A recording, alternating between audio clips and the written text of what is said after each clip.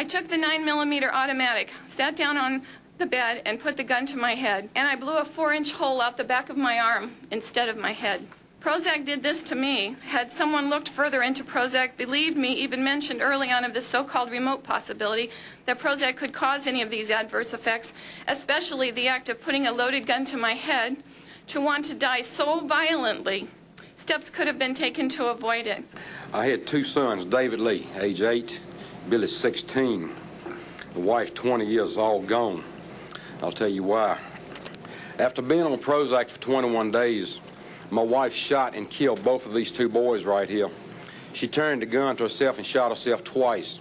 The second time that she was placed on Prozac, she secretly purchased a gun on August the 25th. She shot herself on the head and died on August the 27th. This is hard for me because I tried to commit suicide in front of my 5 children. I didn't know what I was doing. I don't remember exactly what happened. All I know is that my husband took the gun away from me and my children was looking from the other room. If my husband wasn't there, I wouldn't be here. My children wouldn't have a mother. One woman earlier spoke of nearly committing suicide in front of her children. My sister did commit suicide in front of Lindsay. Another woman spoke of hollow point bullets. That's what my sister used to do it. My sister would have never killed herself in front of this little girl. She would have never done that. Prozac induced her to do that. I attacked him with a kitchen knife. Luckily, he's bigger and stronger than I am, and he defended himself. But I did this right in front of my son. I thought, I can't believe what I'm doing. I don't believe what I'm doing. This is wrong. Then I decided that I was going to kill myself. The bottom line is, I was never suicidal before taking Prozac. I was obsessed with suicide while taking Prozac, and the obsession stopped immediately after I stopped taking Prozac. Unfortunately, with my dad, we didn't have time to notice too many changes, except that he became withdrawn and agitated. But by that time, it was too late. He got up at 9 o'clock in the morning, took a 12-inch butcher knife out of the kitchen drawer and stabbed himself violently in the abdomen once, and then proceeded to do it twice. By the 14th day, I was experiencing such intensified fear that I could not stand to face life as it was for me anymore. There was, to my mind, no hope and no future. Where suicide had never been a logical solution for any reason for me, it now became my only solution because I had nothing left with which to fight, and I was terrified to go on living.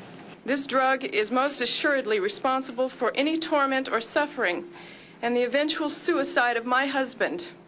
I was totally out of control. My friends were aghast at my deteriorating mental state, but were afraid to speak to me about it because of my agitated state of mind. During this time, it is a miracle I did not harm myself or others.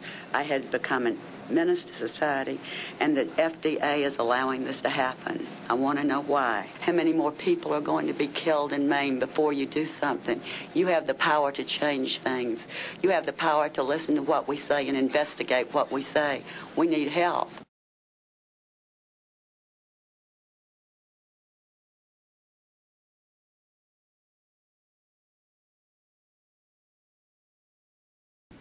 Class action waivers have been granted to the following members: K-Mean Lin for his interest in Merck, Jeffrey Lieberman for his interest in Sandoz, Robert Hammer for his interest in Bristol Myers Squibb, James Claghorn for his interest in Sandoz and SmithKline Beecham, David Dunner for his interest in Sandoz, Burroughs Wellcome, American Home Products, including Wyeth Labs and A.H. Robbins, Eli Lilly, Pfizer, Ciba Geigy, Warner Lambert, including Park Davis, SmithKline Beecham, and Bristol Myers Squibb.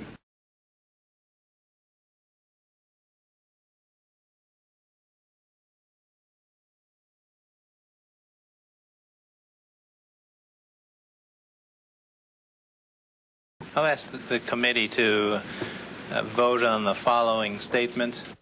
There is credible evidence to support a conclusion that antidepressant drugs cause the emergence and/or intensification of suicidality and/or other violent behaviors. Those in favor of that statement vote yes. Those opposed to that statement, no. And Dr. Dunner has left a proxy which makes it unanimous of 10-0.